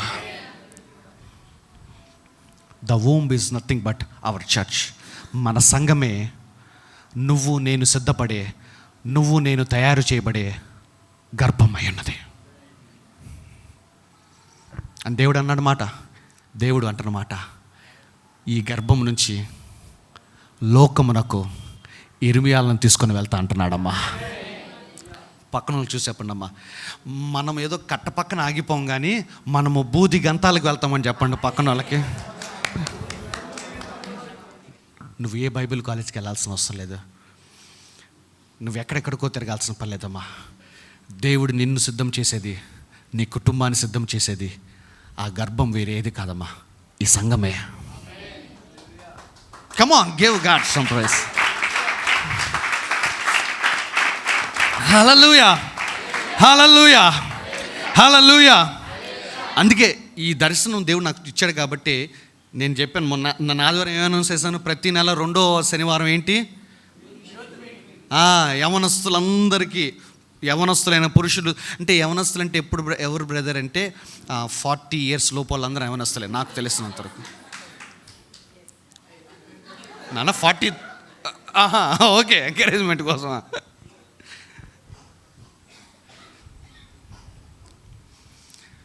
అసలు వాక్యంలో ఒక చోట ఒక మాట ఉంటుంది తెలుసా, బాలురు వయసు ఎంతో తెలుసా? 65వ అధ్యాయము 20వ వచనం. బాలురు 100 సంవత్సరముల వయస్సు గలవారై. బాలురు వయసు ఎంతంట? 100 సంవత్సరం. అంటే వాక్య ప్రకారంగా ఒకడు 1000, 100, 100 అంటే 100 కదా, 100 సంవత్సరాలు దాడితే వాడు అప్పుడు యవనస్తుడిలోకి అడుగు పెట్టాడమ్మా వాడు. సంగమా, ఈ సంవత్సరం దేవుడు చేయబోతున్న మరొక కార్యము సంఘములో, పరిచర్యలో ఇర్మియాలను దేవుడు ఎన్నుకునే సంవత్సరంగా ఉందమ్మా. అందుకే దేవుడు నా హృదయంలో ఉంచిన దర్శనం ఏంటో తెలుసా? కుమారుడా, నీ సంఘములో ఉన్న యవనస్తులను నువ్వు మానక కలుస్తూ ఉండు, వారిని వాక్యములో పెంచు, వారిని ప్రార్థనలో పెంచు అన్నప్పుడు.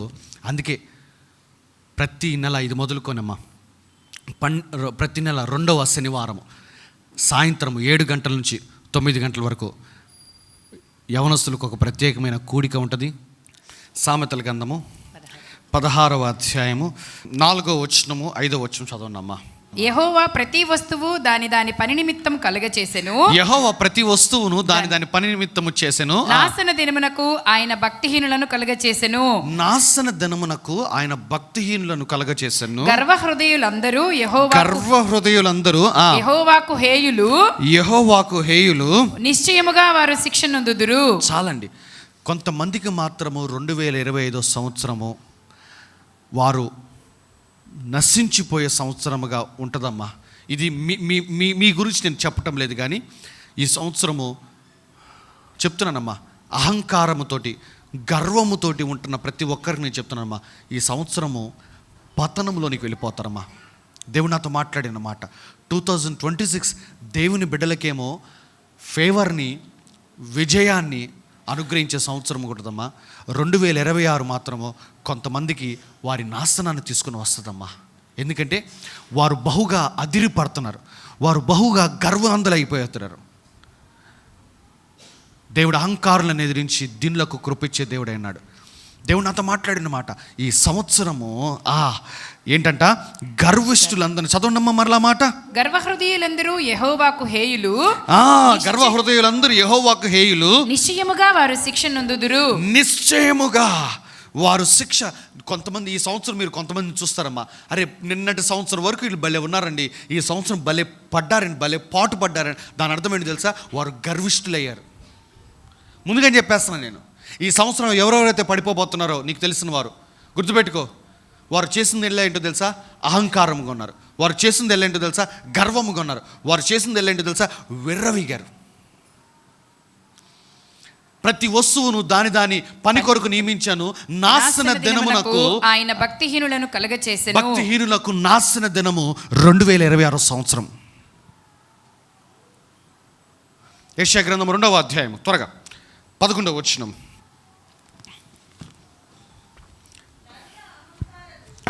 నరుల అహంకార దృష్టి తగ్గింపబడును. చూసారా, ఈ సంవత్సరం కొంతమంది చెప్పే కదా, దేవుడు కొంతమందిని ఏం చేస్తాడు? తగ్గిస్తాడు. ఈ సంవత్సరం బాగా అదిరిపడ్డారు. అసలు వాడేంటి, వీడేంటి, ఆమెవరు, ఈమెవరు, వీళ్ళు మనకు చెప్పేటోళ్ళ. కొంతమంది బయట అనకపోయిన లోపల అనుకుంటారు ఆ మాటలు. ఈ సంవత్సరము నరుల అహంకార దృష్టి తగ్గింపబడును, మనుషుల గర్వము అణగద్రొక్కబడును. దిస్ ఇస్ వాట్ అమ్మ దేవుడు మాట్లాడమాట. 2026 గర్విష్ఠులకు వారు పడిపోయే సంవత్సరముగా దేవుడు చేస్తాడమ్మా. 2026 దీన మనసులకు హెచ్చించబడే సంవత్సరముగా దేవుడు చేస్తాడమ్మా. హల్లెలూయా, హల్లెలూయా, హల్లెలూయా. అలాగే సామెతల గ్రంథం 16వ అధ్యాయం నెక్స్ట్ మాట. అంటే ఈ మాట మాట్లాడినప్పుడు నాకు మాత్రం దుఃఖం వచ్చేస్తమ్మా. 16వ అధ్యాయము 14వ వచనం చదువుదామమ్మా. రాజు క్రోధము మరణదూత, జ్ఞాని అయిన వాడు. దేవుడు నాకు చూపించిన దర్శనం అమ్మ, ఈ సంవత్సరము సంహారకుడు మరణదూత విజృంభించబడుతుందమ్మా.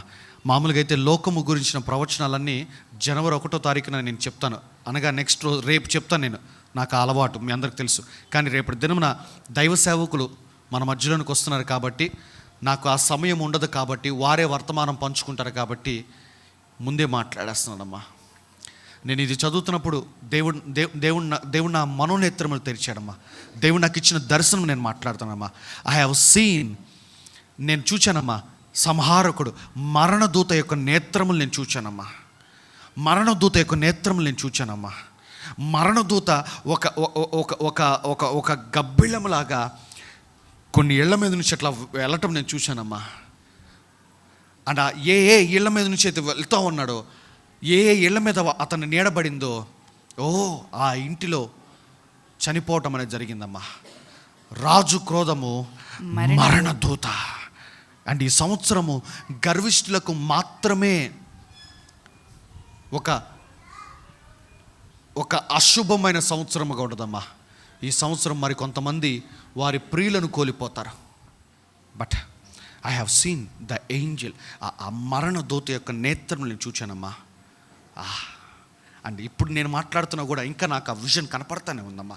ఆ నేత్రం నేను చూస్తూనే ఉన్నాను. రాజు క్రోధము మరణదూత. నేను కొన్ని సంవత్సరాల క్రితం నేను మాట్లాడాను, యవనస్తులు తమ వృద్ధాప్యాన్ని చూడరన్న మాట పదే మాట్లాడాను. నేను ఏ రోజున అది చెప్పానో కానీ ఆ రోజు నుంచి ప్రతి శ్రద్ధాంజలి ఫోటో యవనస్తుడిదే చూశాను. చనిపోతున్న వాళ్ళందరూ ఫేస్బుక్లో ఓపెన్ చేసిన, ఇన్స్టాగ్రామ్ ఓపెన్ చేసిన, ఎవరు పెద్దోళ్ళు వయసు వచ్చిన వారు, వయసు భయపడిన వారిని మరణాలు నేను చూడలేదమ్మా. నేను చూసిన మరణాలన్నీ ఏంటో తెలుసా? యవనస్తులు. అప్పుడు నాకు అర్థమైంది మాట, యవనస్తులు తమ వృద్ధాప్యాన్ని చూడకుండానే చనిపోతున్నారు. I think so. నేను ఒక 4-5 సంవత్సరాల క్రితం చెప్పాను అనుకుంటా మాట, నాకు గుర్తులేదు. And again I'm telling you అమ్మా, ఇప్పుడు నేను మరలా మాట్లాడుతున్నామ్మా. ఇంకొక మాట చెప్తానమ్మా. భారతదేశంలో ఇప్పటి వరకు సెన్సెక్స్ తెస్తారమ్మా, సంవత్సరానికి ఇన్ని చావులు, సంవత్సరానికి ఇన్ని పుట్టుకలు అని చెప్పేసి. బట్ ఈ సంవత్సరము ఒక రికార్డు నమోదవుతుందమ్మా. అత్యధికమైన మరణాలు కలిగిన సంవత్సరము. అంటే మునుపు ఏ సంవత్సరాలలో ఇన్ని మరణాలు లేవు అన్న వార్త మనం వింటాం. మరణదూత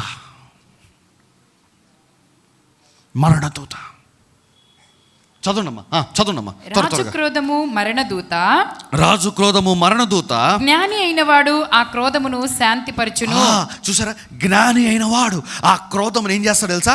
శాంతిపరుస్తాడు. సంగమా, ఈ రాత్రి మీ అందరితో నేను మాట్లాడుతున్నానమ్మా.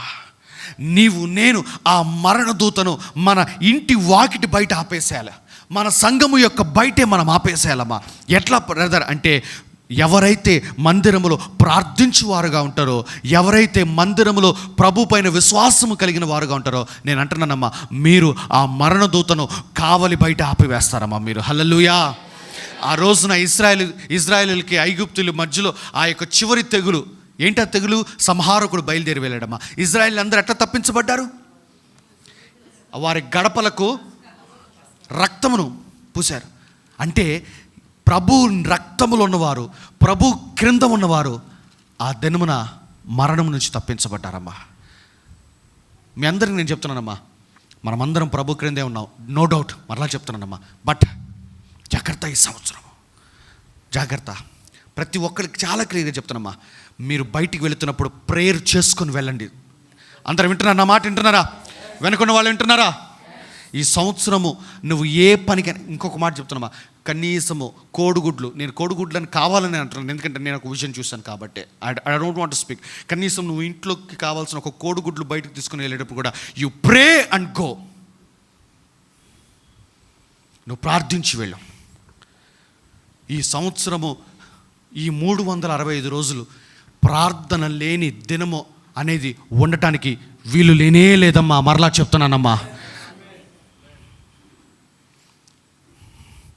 బిడ్డలు పడుకుంటున్నారు బ్రదర్ అంటే బిడ్డలు కొట్టి లేపి ప్రార్థన చేసి ఆ తర్వాత పడుకోబెట్టు బ్రదర్. వాళ్ళు నా మాట వినరు బ్రదర్ అంటే ఎందుకు వినరు? కొట్టి ఆ మాట వినిపించు. నా మాట లైట్ తీసుకోమాకండమ్మా, లైట్ తీసుకోమాకండి. మరలా చెప్తున్నానమ్మా, as a prophet of God, దేవుని ప్రవక్తగా, దేవుని సేవకుడికి ఇక్కడ నిలబడి నేను చెప్తున్నానమ్మా, రాజు క్రోధము మరణదూత ఈ దేశం మీద విడుదలవుతుందమ్మా. అండ్ దైవ సేవకుడిగా, జ్ఞానిగా నేను మాట్లాడుతున్నానమ్మా. ప్రతి దినము ప్రభు పాదాలను పట్టుకొని, ప్రభు పాదాల దగ్గర సమయం గడిపి మీ పనులకు వెళ్ళండి, మీ యొక్క ఉద్యోగాలకు వెళ్ళండి, మీ యొక్క వ్యాపార స్థలాలకు వెళ్ళండి, మీరు బంధువులు కలుస్తారో, స్నేహితులు కలుస్తారో అప్పుడు వెళ్ళండి. ప్రార్థన లేకుండా ఏ రోజు నీ జీవితంలో ఉంచమాక. Very clear, I'm telling you అమ్మా. జ్ఞాని అయిన వాడు ఏంటంట? ఆ క్రోధమును శాంతిపరుస్తాడు. సో 2026 సంవత్సరం కొంతమందికి గొప్ప బాధాకరమైన సంవత్సరం ఉంటుందమ్మా. అదేమిటంటే, వారి ప్రియులను వారు పోగొట్టుకుంటారు, వారు నెలవైన వారు పోగొట్టుకుంటారు, వారి ఇంటి వారిని కూడా పోగొట్టుకుంటారు. నెక్స్ట్ పాయింట్, దీంతో నేను ముగించేసేస్తానమ్మా. చదవండమ్మా, నెక్స్ట్ వచనం చదవండమ్మా, 15వ వచనము. రాజుల ముఖ ప్రకాశము వలన చదవండి, జీవము కలుగును. చూసారా, రాజు క్రోధము మరణదూత, కానీ రాజుల ముఖ ప్రకాశము వలన ఏమంటంట? జీవము అంటే లైఫ్. ఆ రోజున దేవుని యొక్క క్రోధము ఐగుప్తుల మీదకి వచ్చినప్పుడు ఐగుప్తీయులకి కలిగింది ఏంటంటే మరణము. దేవుని యొక్క ప్రసన్నత ఇజ్రాయేల్ మీదకి వచ్చినప్పుడు వాళ్ళందరూ ఏంటంట? జీవము పొందుకున్నారమ్మా. అదే జరగబోతుందమ్మా. ఐఎమ్ టెల్లింగ్ అమ్మా, మీరందరూ ఈ సంఘములో ఉన్న వారందరూ నేను చెప్తున్నామ్మా, మీరు ఈ 15వ వచనంలో ఉన్నారు. 14వ వచనం మీది గానే కాదు. పక్కన వాళ్ళు చెప్పండి అమ్మా, 14వ వచనం మంది కాదని చెప్పండి. 14వ వచనం మంది కాదని చెప్పండి. As a prophet of God, దేవుని సేవకుడిగా నేను నిలబడి చెప్తున్నానమ్మా, 14th verseలో మనం ఎవరము ఉండము, మనము 15వ వచనంలో ఉంటాం. మనము హల్లెలూయా, హల్లెలూయా, హల్లెలూయా. ఆయన ముఖ ప్రకాశము మన మీద పడుతుందమ్మా. ఆయన ముఖ ప్రకాశము వలన ఈ సంవత్సరము మనము చక్కగా బ్రతుకుతా ఉంటామమ్మా. హల్లెలూయా, హల్లెలూయా. ఆయన ముఖ ప్రకాశం వలన ఈ సంవత్సరం మనము జీవాన్ని పొందుకుంటాం. ఆ తర్వాత వారి కటాక్షము ఏంటంట? వారి కటాక్షము ఏంటంట? కడవరి వానమబ్బు. ఏంటంట? వారి కటాక్షము. ఈ సంవత్సరం ప్రభు కటాక్షాన్ని మనం అనుభవిస్తాం. అందుకే అన్న ఇయర్ ఆఫ్ ఫేవర్.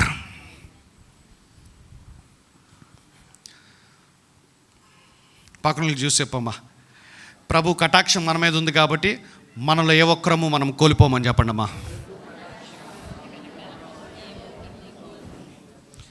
అందుకే ఫస్ట్ మాట అదే పెట్టా. ఇయర్ ఆఫ్ విక్టరీ అని కూడా పెట్టలా. ఫస్ట్ మాట ఏం పెట్టా తెలుసా? ఫేవర్ అని పెట్టా. ఎందుకంటే అది పలుకుతున్న ప్రతిసారి జీవము నీలోనికి వస్తుంది. అది ప్రార్థిస్తున్న ప్రతిసారి జీవము నీలోనికి వస్తుంది. చదువునమ్మా. రాజుల ముఖ ప్రకాశము వలన జీవము కలుగును. రాజుల ముఖ ప్రకాశము వలన జీవము కలుగు. చూసారా, ఈ సంవత్సరము మరణించే వారు ఐగుప్తీయులకు సూచనగా ఉన్నారమ్మా. ఈ సంవత్సరము బ్రతుకుతున్న వారు ఇజ్రాయేలుకు సూచనగా ఉన్నారమ్మా. ఈ సంవత్సరము అదే మనం చూడబోతున్నాం. హల్లెలూయా. చదవండమ్మా. వారి కటాక్షము కడవరి వానమబ్బు. వారి కటాక్షము ఏంటంట? కడవరి వాన మబ్బు. చూసారా, ఈ సంవత్సరం అమ్మ మరలా చెప్తున్నామ్మా, మనము ఈ సంవత్సరము జీవించాలన్నా, మనం ఈ సంవత్సరము దేవుని కటాక్షాన్ని అనుభవించాలన్నా, మనం ఈ సంవత్సరము గెలవాలి అన్నా, విజయాలు సాధించాలన్నా, అభివృద్ధి పొందాలన్నా గుర్తుపెట్టుకున్నామా. 13 వచనం చదవండమ్మా చాలా జాగ్రత్తగా. నీతిగల పెదవులు రాజులకు సంతోషకరములు. చూసారా, రాజు క్రోధము మరణం వచ్చింది. మరి రాజును సంతోష పెట్టాలంటే ఏంటి? నీతిగల పెదవులు రాజులకు సంతోషకరములు. చూసారా, ఈ సంవత్సరము నువ్వు మందిరంలోనికి వచ్చి నువ్వు ఇంటిలో ఉండి నీ పెదవులతోటి ప్రార్థన చేస్తావు. చూసావా, నీ పెదవుల ప్రార్థన దేవునికి సంతోషాన్ని కలుగజేస్తుందమ్మా ఈ సంవత్సరము. హల్లెలూయా. మరలా ప్రార్థన దగ్గరికి వెళ్తున్నానమ్మా. నీతిగల పెదవులు, నీతిని మాట్లాడే పెదవులు రాజులకు సంతోషకరములు. యథార్థవాదులు వారికి ప్రియులు. యథార్థవాదులు వారికి ప్రియులు అమ్మా. సంగమా సంగమా సంగమా, వెరీ క్లియర్గా నేను చెప్తానమ్మా. ఈ సంవత్సరము నిన్ను, నన్ను, నీ కుటుంబాన్ని, నా కుటుంబాన్ని, మన సంఘం అంతటిని, మన పరిచర్య అంతటిని కాపాడేది ఏంటో తెలుసా? ప్రార్థన. ప్రార్థన. అందరు చెప్పండి అమ్మా, ప్రార్థన అని చెప్పండి అమ్మా. ఫర్గెట్ అబౌట్ పోరాటాల నుంచి బయటికి రావటం పక్కన పెడతామమ్మా. అభివృద్ధి పొందటం పక్కన పెడతామమ్మ కాసేపు. లెట్స్ థింక్ అబౌట్ దీని గురించి ఆలోచించండి. జీవము. ఎందుకంటే మరణదూత విడుదలైంది. మరణదూత విడుదలైంది. అసలు మనం బ్రతకాలి ఈ సంవత్సరం. నువ్వు, నీ కుటుంబము, నేను, నా కుటుంబము, మనం ఎల్లరము బ్రతికి సజీవులముగా దేవుని మందిరంలో ఉండాలి అంటే దేవుడు మాట్లాడుతున్న మాట ఓన్లీ బై ప్రేయర్. ప్రార్థనను ఇన్ని సంవత్సరాలు నిర్లక్ష్యం చేసావేమమ్మా.